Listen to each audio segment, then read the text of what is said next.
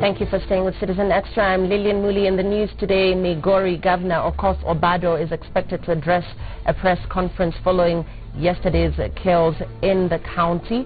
Obado has been alleged to have been the mastermind of the violence that led to the shooting of Mombasa Governor Ali Hassan Joho's bodyguard. Let's cross over to Migori County now and just give you excerpts of exactly what happened yesterday.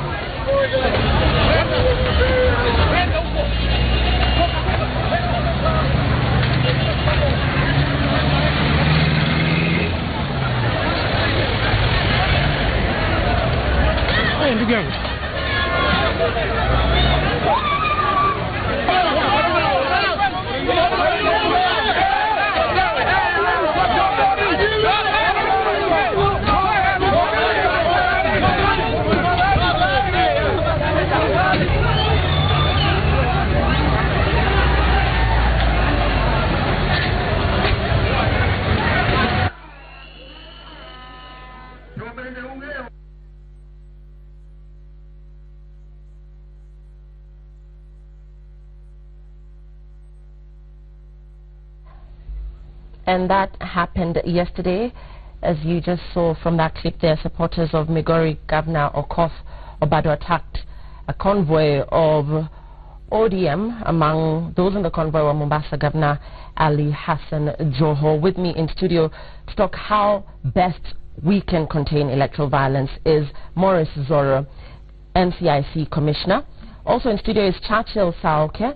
He's an analyst. With us also is MP Kibra Ken Okoth, and also with us this morning is Ray Achieng, who's also an analyst. I want to begin with the role that politicians could be playing in sparking this tension, the political undertone, some of the statements that they make. Let's begin with you, Churchill.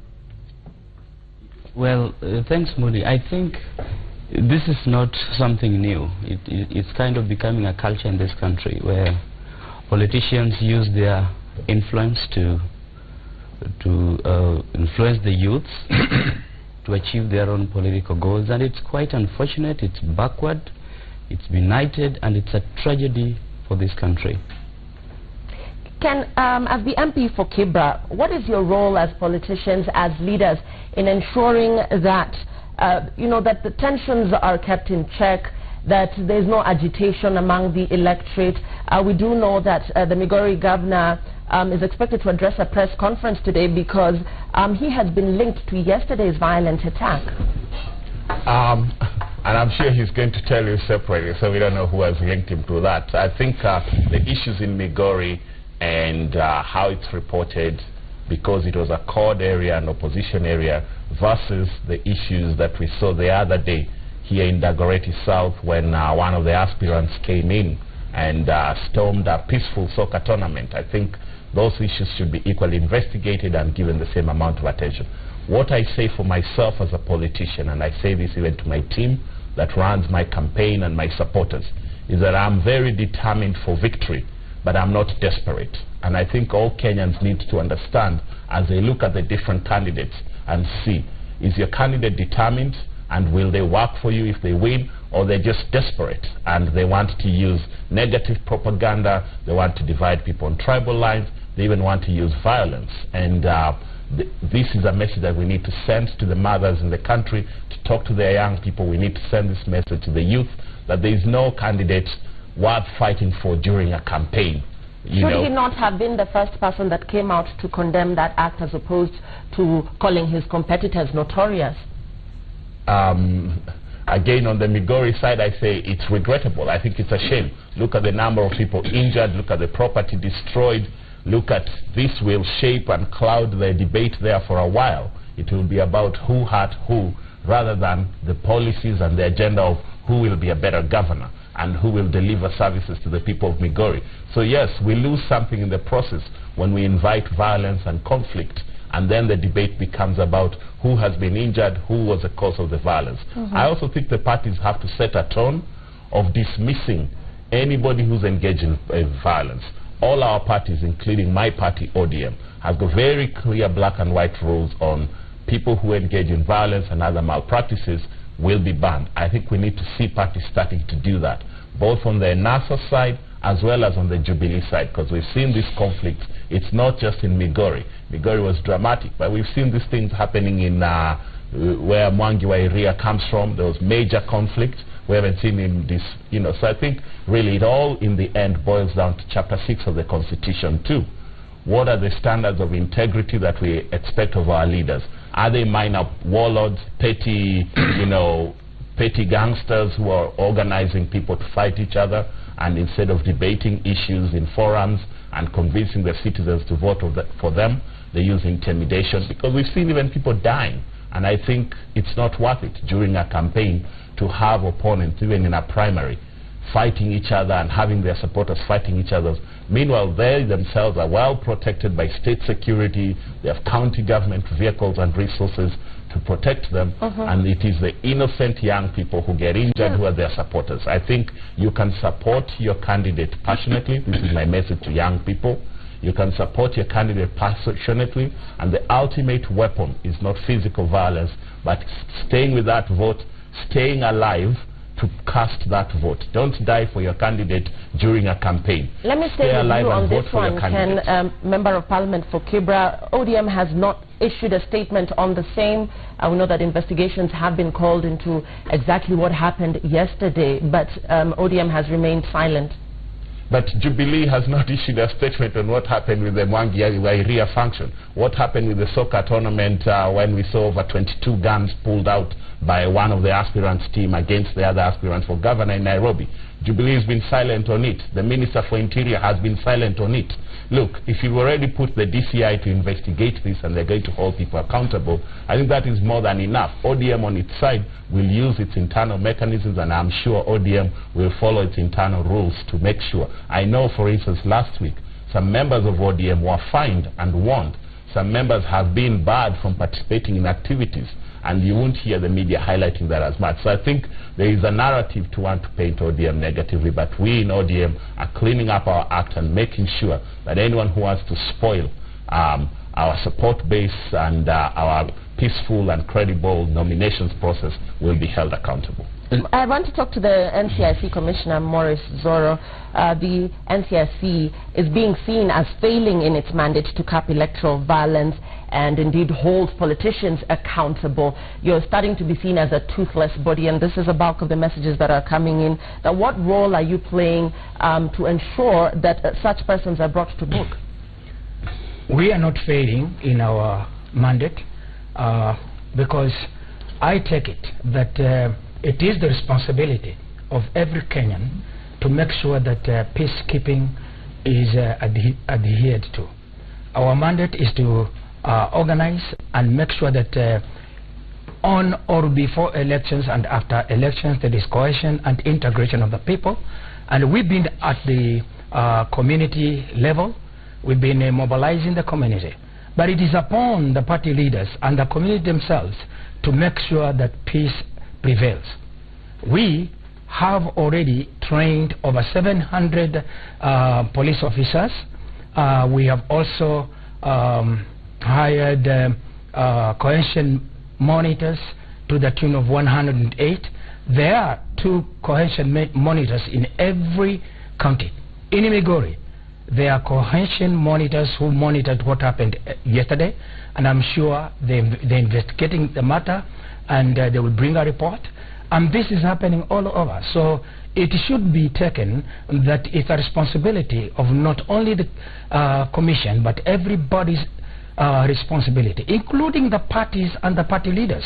For example, what happened yesterday is unfortunate because this has been taken to be an ODM zone, and you are aware that this is the same place where one time they threw chairs to His Excellency the President, later on only to apologize to him. So I believe that Kenyans should take it upon themselves to keep peace. You say, yes, and you correctly said that this is not the first time that something like this is happening in Migori. We know that previously, like you said, they threw shoes at the president and then, later apologized about that. So looking at the situation in Migori, would you say this is a reflection of the mood in the country? Should we be concerned, or is this just a Migori issue? In fact, we should be concerned. And it's not just a Migori issue, because political parties and political leaders must know that peacekeeping rests upon their shoulders, and they should take it upon themselves as we unite together. We are creating a situation where we are integrating, or we are bringing together all these bodies, including participants, to train them and collaborate so that we make sure that there will be peaceful cohesion and a way forward for a good election this time. So there must be cooperation. We believe that we'll need cooperation from everybody. Yes. And still on you, as we talk about party primaries, which are likely to be volatile, some have known to be, what are you doing as a commission to ensure that the system is the system is smooth and that we're not likely to see any incidents of violence? What we've done is to make sure that we discuss the issues with the people who are participating in the primaries.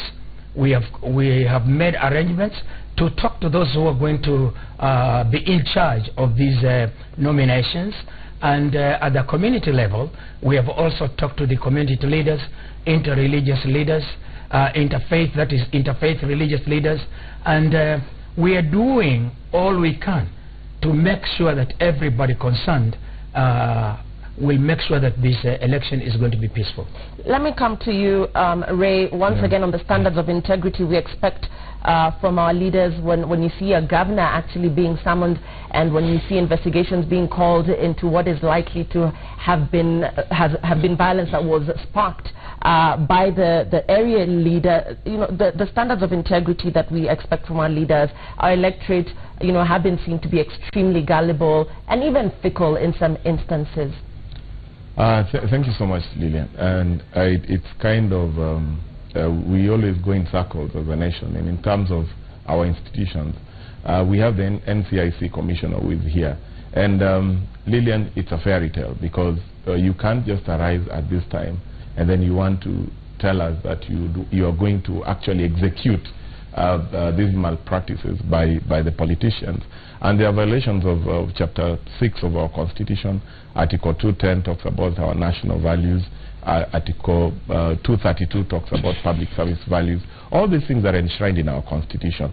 But what we find, Lillian, is institutions have failed, because I was listening to Honorable Ken, and he was saying that let's not only point to this, because in Jubilee zones we have so-and-so did 1, 2, and 3, and no action has been done. So at this point, we cannot put spotlight into the ODM crisis that we've just seen in Migori. And if actions are not going to be done, actually, Lillian, before the elections, then we are not going to be finding kind of mainstreaming and making sure that politicians behave the way they behave. And as you've rightly pointed out, Migori, it's not the first time. They are quite volatile, because they had even thrown shoes at the president, and this is the time that again they have done what has happened. But I'm looking forward to discuss what is going on, because it's more of the internal mechanisms of our parties, and they really know, Lillian, that you cannot pin us down. Because if you pin us down, we are going to be pointing the other side. So if at all we had a Jubilee MP here, Lillian, you would have find yourself in a big crisis, because everybody was going to be saying, our side did this, our side did this, and it's going to be a crisis. And we'll be continuing this conversation very shortly. Before that, Kisii Governor James Ongwae is at this moment appearing before the Senate Public Accounts and Investments Committee to answer to questions raised by the Auditor General over the county's spending. Let's listen in. Yes. So basically what I want to say is we counties are operating under very difficult circumstances, where you find that my first charge, therefore, if I have not received funds for January, February, March, and I'm in April, my first charge normally would be on personnel emoluments and related issues, so that you pay salaries. So Senate also needs to help us, and also probably direct National Treasury to be releasing funds on time. But on this particular case, I want it to be on record, Mr. Chair, that we have since reduced them tremendously. But the debts keep on, as you give out jobs, the debts keep on coming. So it's a continuous thing, really. I mean, it's not debts. You can't call them debts. It's just that the liabilities keep on. You give out the jobs, the liabilities are there, and they keep on coming. Yes, I think this issue of pending bills, as Martha said, in fact, the Senate did ask for a statement of pending bills. I think it was issued in the Senate for all the counties, and we did meet the technical committee, Intergovernmental Relations Technical Committee here, and they gave us an undertaking that they will come out with a report at the end of March. March has ended. So I think we expect that report from them so that we can look at it. But you are right, Governor. Pending bills from the former defunct local authorities can be divided into three categories. One, the fake ones, the fraudulent ones. And they always run in the millions. Somebody claiming, a lawyer claiming 400 million shillings for having represented the local authority. I know there's a case like that in Kisumu. Somebody almost paid them until somebody stepped in. And we did see it in the NOC government too when I was sitting in the pending bills committee. So we divided these pending bills into three categories. One, the obviously fraudulent ones. Two, the doubtful ones. You're not quite sure whether they were there or not. And three, the genuine ones.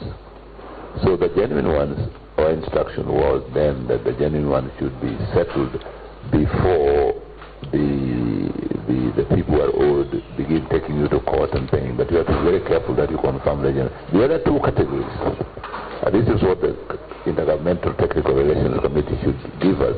The other two categories should be subjected to very thorough forensic audit. And if it is found that certain entities were claiming money from local authorities fraudulently, taken to court or put under the process of SEC and so on. The doubtful ones, what we did was those are the ones we now dealt with in the pending bills committee of the cabinet then. We looked at them, questioned those people, gave them to various permanent secretaries to look at, and if they found that they were doubtful but dishonest or not, they didn't have a basis, dismissed them and told the fellow to go to court if he wants to. And then those ones that were now found to be reasonably genuine, then they were settled. But I think if, even before we get the report of the Intergovernmental Relations Technical Committee, you can somehow determine this, it would help. Because I personally am not for settling them unless they are genuine. Yes, Bonnie? Mr. Chairman, we are running the risk of coming to the end of the first county governments without having addressed the issue of pending bills that arose from the defunct local authorities and therefore a liability. As a way forward, I want to propose that we invite the Intergovernmental Technical Relations Committee to come and now report to us formally the status of handing over and taking over of assets and liabilities. Number two, Governor Ngwai is the first governor this year to complain in this committee that they are not receiving money from government all the way from January to date. So instead of waiting for another governor to remind us, let us call the controller of budget to tell us why they are breaching the law that we have passed as Senate, i.e.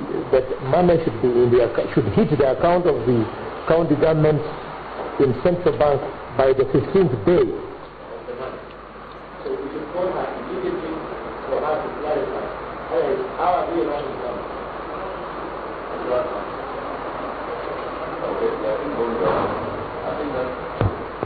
That proposal is adopted. When I have no objection, I think we should adopt that proposal and proceed with it. Yeah.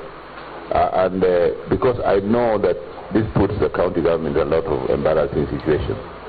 When service providers are not paid month in, month out, it is even bad practice, business practice, not to pay for our services once they have been given. So we will have a date as soon as possible. Amy, can you note that as soon as possible? If possible, within 2 weeks, with our control of budget to address this issue. Okay?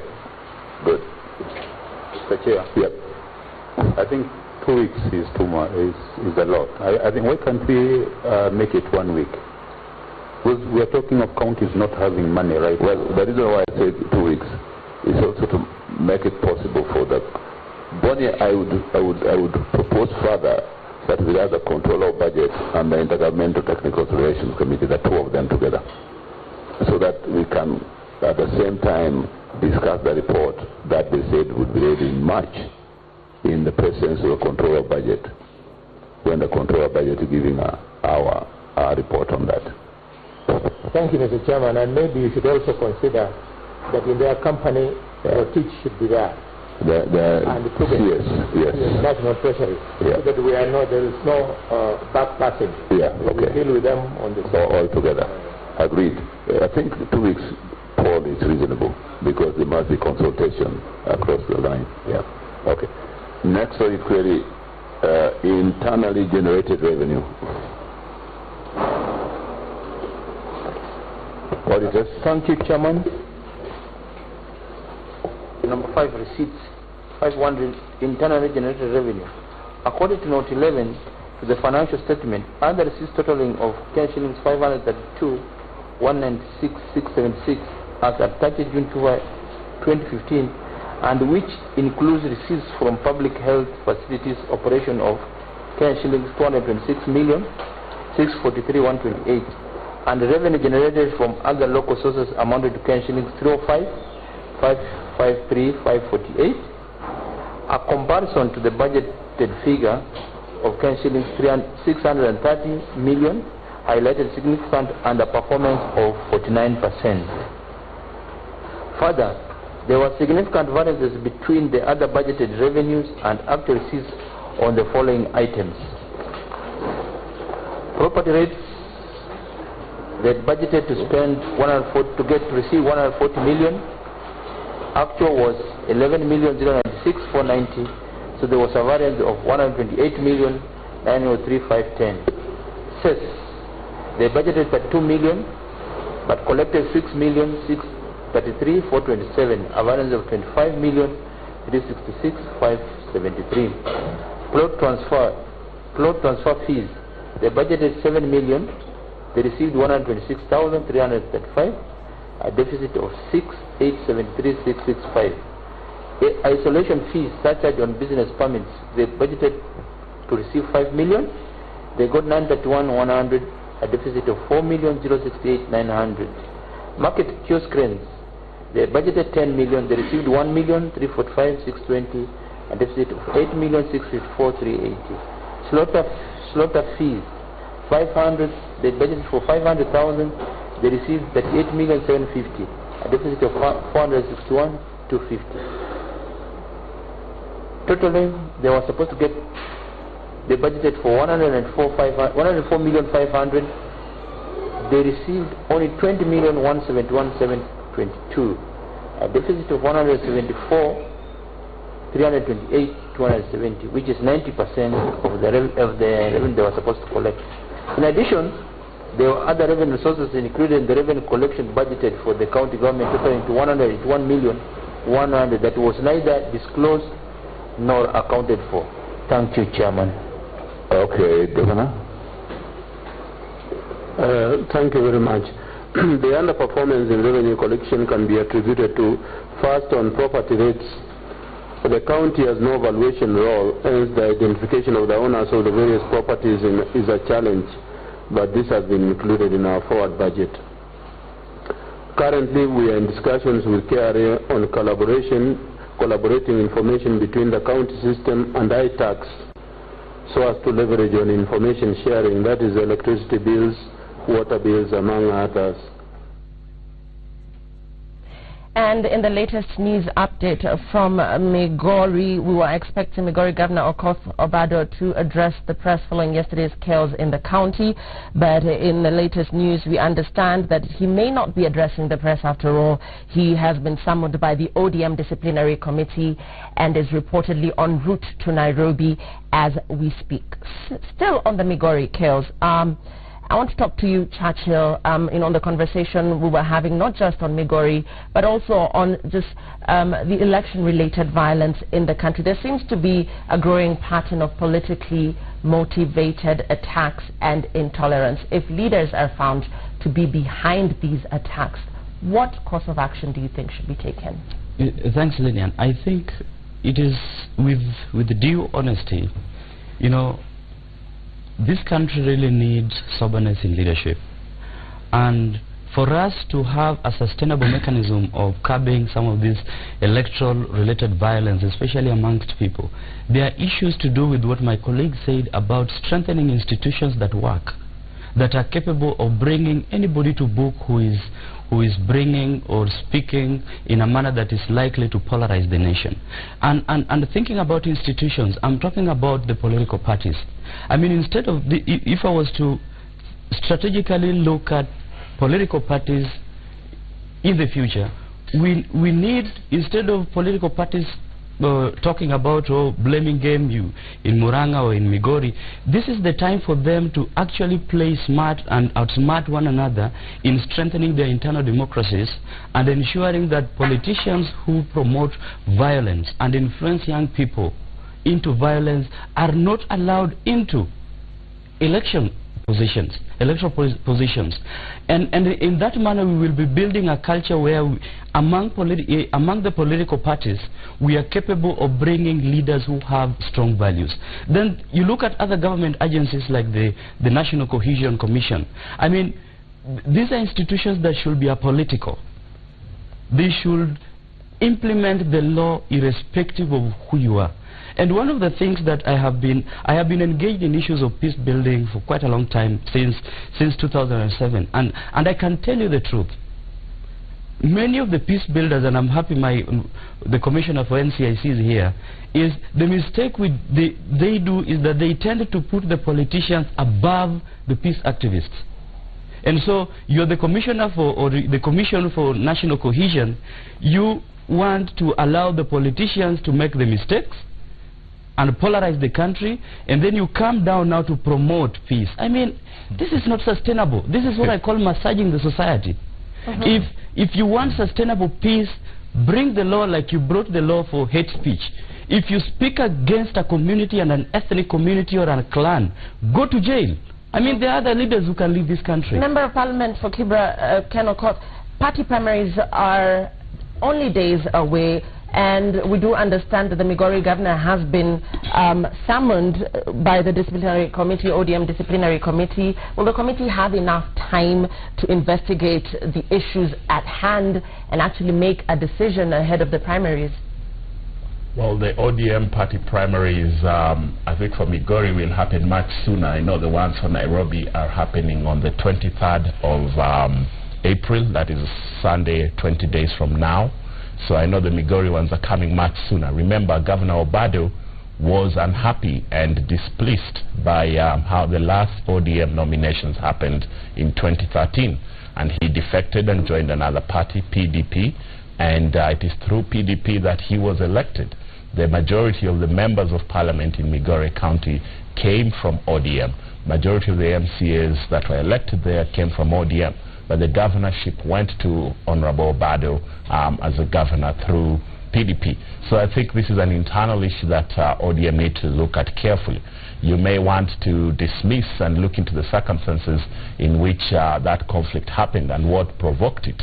I really think, to be concessionary and to be honest, if you're going into a governor's territory like that, there's nobody who owns any territory in Kenya, but it would be etiquette and decency to engage him and involve him. As I said, I believe politics, if you're a candidate, you should be very determined, but you should never be desperate. And there are many senior leaders that were involved in ODM activities in Migori yesterday, and they should have thought through this and said, what is the situation? In the end, all these people who are injured in Migori are voters whose votes we need. We don't need them injured in hospital. We don't need them dead and being buried.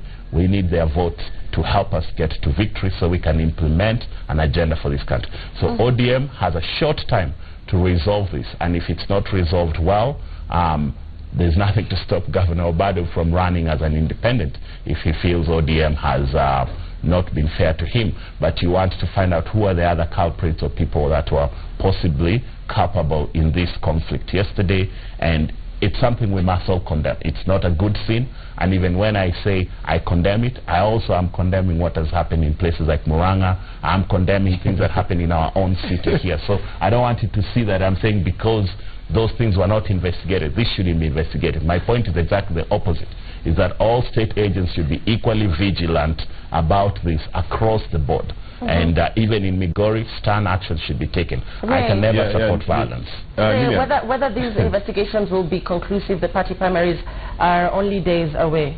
I don't think the party primaries are going to be tidy moving forward.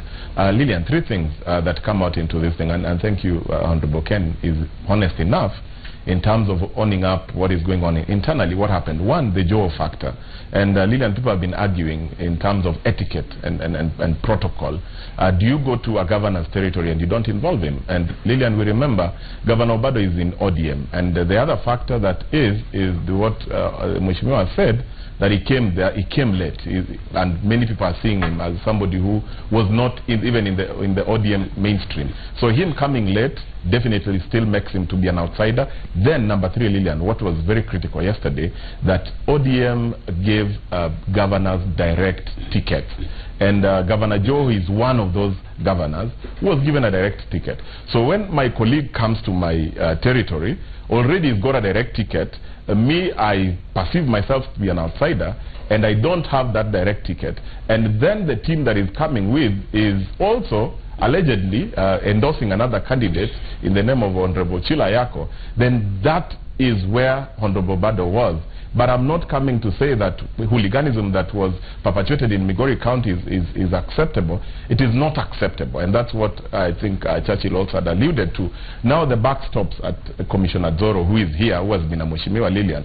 How many people have gone to jail? We had Honorable Moses Kuria making very harsh terms in public, and these things are there. We've had Honorable Mudama making very, very, very emotive statements publicly. What has the Commission done? So in terms of what the Commission has done, that is also reflective, Lillian, of what the parties are doing, because the parties are going to try and get their best candidates regardless of how they are going to get it. So that's what the actions that the Commission, that in my view, Lillian, they have not done their work, and they're waking up very late. Lillian, I would like to make it clear here that Kenyans are not, they should actually stop from blame game. We have asked Kenyans and the leaders who are political that the zoning of areas and blaming one another can bring about some incohesiveness. Our job is to make sure that Kenya is cohesive and integrate the communities, and this is what we've been doing. But you will find that some politicians have zoned the Kenyan society into pieces, so that a particular place is called ODM zone, this is Jubilee zone, and Kenyans should consider themselves as Kenyans. And a Kenyan is able to stand and move everywhere, and every political party contests a seat. But you see, when we come to zone this Kenya and cut it into pieces, then we should also take the responsibility. As far as I'm concerned, the NCIC has taken investigations into the cases that have been mentioned. We've taken them to the director of the deputy director, the director of public prosecution, and he has taken them to court. And that is where our mandate ends. We are now trying to see to it that we are given even a weighty, we're given teeth so that we can prosecute even, because you see, we take investigations, we take them to the director of public prosecution, and that is where our mandate ends. Honorable Zoro, the commissioner, I think you are again alluding the same cycle of blame game, because you're saying you forwarded the case and that's where your mandate lives. And our colleague Churchill had already raised it, that there is a category, a cohort, that is the political class that you've left above the actions and the interventions that the commission should be doing. So, Bwana Commissioner, I think at this time, then you should have also brought that national dialogue to a point whereby we are talking about what can NCIC do to make sure that when we'll be having politicians coming and whipping people's emotions and making statements that we cannot hold as a nation, because you've also said politicians have done the zoning. Are you trying to say you are helpless? We are not helping. If they have done the zoning, what intervention? So, Commissioner, still, I believe if we are pointing at the DPP, then you should have also brought this dialogue much earlier, because if you don't have teeth, then this is the time that you're going to be having real crisis. I don't know how you're going to be doing it. I want to say that we have brought this into the limelight, and that's why I said from the beginning that there is now a better collaboration between us, the DPP, the judiciary, and including the political parties and IEBC itself. That is the direction we're going right now, because we have seen in the past that this blame game is not going to get us as Kenyans anywhere. And Commissioner Zoro, there's a comment that's coming in here that the NCIC's approach is more reactionary as opposed to being preventive. Let me say this. Let me say this. I cannot agree. I cannot agree more with that. Let me say this. Commissioner, many people. Let me put this point clear. That many people expect us to be fire extinguishers. I mean, they think we are fire extinguishers, but that's not what we are doing. We've been at the grassroots level, and we don't have to take the media with us wherever we go for this community organizing, community mobilizing, and also sensitizing and civic education. But when matters come into the limelight the way they are coming, it's when people have higher expectations about us, and yet we are always down there at the community trying to mobilize the community.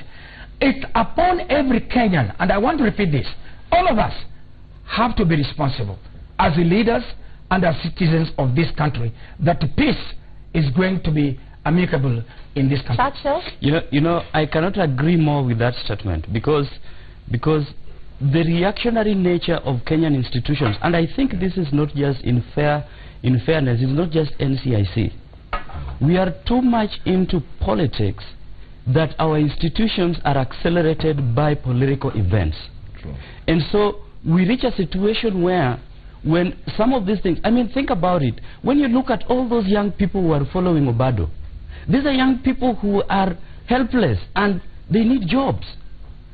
So what are we saying? If we really want to curb this whole thing about violence, it's a broader issue. A whole broader issue beyond just mere promotion of peace, but looking at holistically what is making these youth to go into making themselves vulnerable to the politicians. But then again, how do we make our institutions work from 2017, day one of 2017, when the new government comes in, to 2022, when we expect to elect a new government, so that it becomes something that is continuous, and the people know that we are in the process of building a national culture. That if you engage in incitement, if you engage in violence, you have no place in Kenyan leadership, whether you want to become an MCA or you want to become the president of this country. So the reactionary nature of our institutions must really be checked. Can the chaos have occurred as political temperatures in various parts of the country are rising, once again going to the party primaries, which are very close. This a reflection of what is likely to be the mood in the country ahead of the August polls. What should be done to ensure that we do not see a repeat of what has happened before in this country during election year? I think from my own experience in 2013 and now, where I come from, Kibra, the constituency is very politically active and alive and sensitive and engaged, and passions are high, people around their supporters. I think you should take Kibra as a case study. In 2013, we campaigned in very hot contested nominations. One of the top candidates that came second to me in ODM defected to another party. We had a rigorous campaign all the way to the general elections, but we conducted them in a spirit of respect and coordination. One practical thing we did was to agree on a timetable of who will campaign where, noticing that we all want to serve the same Kibra people. We don't want them to fight.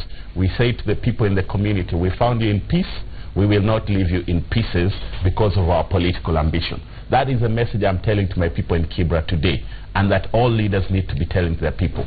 You found us living in peace. We lived for 4 years without conflict. Please do not create a situation where you leave us during these nominations and after them in pieces. Make sure that you're coordinating, bring the National Coalition and Integration Commission, the DC, the NGOs that are working on peace work, all of them. Bring the candidates to a forum, let them debate. We've had one debate which some of the candidates skipped, but many of the other candidates came and I participated. Have the citizens ask them questions in a town hall forum, which is different, so that they can vote on the issues. But also you can do very basic tactical things. The District Peace Committee, the Constituency Peace Committee can say, give us, and even the IEBC, give us your schedule of campaigns proposed. Let us rationalize them. You will be in this ward on this day. You'll be in this ward on these days. Let's coordinate even on an evening and daily basis who will be moving where tomorrow, so that your supporters don't clash in their excitement. But even the language you use. For instance, I know my secret to victory, and I must say it, is to be somebody who respects and appreciates everybody. Even when we disagree, I'm not disagreeable. I won't insult them. I won't use negative propaganda against them, because once I win the nomination, I know I'll face a Jubilee candidate. And I need all the ODM supporters, even those who do not support me, that support other candidates, to come on my side. And I cannot win them by causing conflict. I cannot win them by using intimidation. So I think we've seen that we had a peaceful election and nomination process in Kibra, even for the MCA seats. And we're doing it so far now. I think last time we did not send even a single person to hospital because of violence or conflict or injuries from campaigns. I think we sent one person to hospital because they were hanging off a vehicle and they fell off and injured their leg. So I think peaceful campaigns can be done. This is a sad thing what you've seen in Migori, because whoever wins out of that ODM nomination needs all the supporters together. And I must say it, for me personally, I am campaigning for Raila Odinga to be president. If in Migori the chaos in the nomination is going to cause apathy, and maybe 10,000 supporters of Obado or 10,000 supporters of Ayako refuse to go vote because they feel discouraged and the process is unfair, the ultimate loss is to the vote tally of the presidential candidate, who has to campaign and seek all the votes everywhere. So even in Kibra, what I'm doing is not just for myself, to make sure that our vote basket is intact, it is alive, because dead people don't vote. Okay, sometimes maybe here they vote, but I want my voters alive and showing up to cast their ballots, not dead and casting their ballots through crooked means. Let's cross over to you, Ray. How to calm the temperatures, and Commissioner Zoro talks about, balkanizing regions and calling regions certain strongholds. This is an opposition stronghold. Yeah. This is a Jubilee stronghold. How best we can come... Lillian, I have to comment on that first. I think Commissioner actually said something that made me very sad. When he's saying, and he seems to have resigned himself, I hope that was his opinion, and not the position of the Commission, that they see the country in the zones that the politicians have done. Politicians can say these things, but institutions such as NSIC should not fall for them or propagate them and even bring that up to the media. Because I'll ask you, let me just finish. Let me finish. No, you haven't heard me. Because let me finish. Commissioner Goro, let him finish and then you'll respond. Commissioner, I will tell you in terms of the zoning, and I'm not attacking you. I'm giving you feedback. You're not attacking I am giving you feedback. I am giving you feedback that from my position, you do so many good things. But this accepting that the country is zoned, politicians do that for their own reasons. But the reality is you as an institution have a constitutional mandate, budget and space to speak up. And I think one of the two places, if you take my feedback back to the Commission, is where we have seen government has been zoned for predominantly two ethnic groups. The cabinet and the PS appointments, 60, 65, 70% have gone to two ethnic groups in Kenya. That is a zoning of the state in a very dangerous manner. And I'll tell you also gender-wise. Let me finish. On the gender, that's my first point. And the second one is on gender. You have seen that the two-third gender rule has not been implemented, and even in the appointment of the cabinet, women have been sidelined and marginalized. That is a zoning again of the state that belongs to all Kenyans. So I think the NCIC, not just now reactively to my comment, should think through and see whichever next government you hold shall not zone the state to be only for men and predominantly men from two ethnic groups. That zoning is worse than this other political zoning about who will campaign where and who will vote. This is what I want to tell the Kenyans and the general public, that we as a commission have seen that, and that's why we are saying the zoning is not just as per geographical spheres as far as parties are concerned. We have undertaken audits in all the counties of how equity and equality is being taken. We have also audited the office of the president. We have audited the office of the prime minister those days, and this was as far as how people employment is being undertaken, and this is clear in the media. We put it clear in the media. So we are saying, as much as we are saying there should be no zoning in those areas, also politically Kenyans must be united. And if we are to disagree, because it is possible for people to disagree, but then we must be able to disagree agreeably. That is what I'm talking about. And you said it rightly, that we must be able to have a position where we will bring understanding, where we shall have what we call unity in diversity. That's what we are actually asking Kenyans to know. We come from different ethnic groups, we come from different standards, we come from different counties, but we are saying, let us be one people, one Kenya and one Disney. That's what we are trying to focus on as far as Kenya is concerned. Lillian, we are trying to help the commissioner, and sometimes you have to listen to Honorable Ken, who is a gentleman. I wonder how he manages it in Kibra, because that's a very a very politically active area. You asked about the institutions. Now, what next? I think what is clear in terms of our conversation, Lillian, is that some of the institutions we have, like NCIC, are coming in too late. Too late at this time, and then they are also talking about incapacities. And the last time we were here, we were putting the IEBC Commissioner Akombe, who was just interviewed just some few hours ago, in terms of their communication strategy, because Commissioner is talking about many things that they are doing. And if he is talking about Kenyans needs to be united, then you as a constitutional mandated institution, then you have to become clear with a message through which you are going to be rallying Kenyans. So Lillian, I'm not a prophet of doom, but if right now we don't look at the main premise, that is the IEBC, I think right now the process must be, if IEBC is not going to deliver a free, and a fair, secure, accountable and transparent elections, then we are going to be having a crisis. I'm not really seeing nothing much that some of our institutions can be doing, because they are really reacting. And you can see even Commissioner before Churchill and Honorable Ken finishes is on their necks. So I think, Commissioner, you need to listen, and if at all maybe like you need to move forward. I saw you had come up with political hotspots, and these hotspots, what actions must be done? Because I believe, Commissioner, if a politician is going to violate the same rules and we let them go, then you are going to tell us that after elections, during elections, if they do the same thing, they are going to face the full force of the law. Then we are in utopia. Commissioner Zoro, your response as we close. This is why I'm saying. Such comments like he has just brought up have been brought before, and we have taken them into consideration. We need one another in this nation, and we need the community, the leaders to come up. We are not here as watchdogs weeping. We are supposed to bring about cohesiveness and integration. And we welcome comments from all citizens and all leaders so that we can move forward.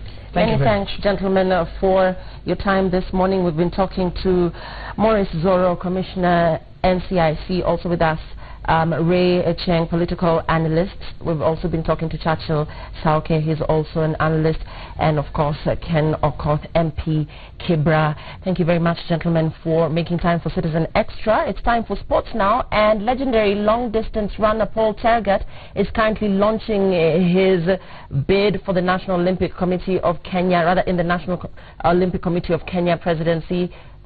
I'll take that again. Legendary long-distance runner Paul Tergat is currently launching his National Olympic Committee of Kenya presidency bid at a city hotel. He's set to challenge incumbent President Kipchoge Keino, who has declared his intentions to defend his position. Tergat says he decided to join the race after NOC passed the new constitution that locks out the entire executive from voting. Tergat has championed the rights of athletes as an athlete representative in NOC, and he believes that he can do even more for athletes at the helm of NOC. Our title sponsor, you in the past year.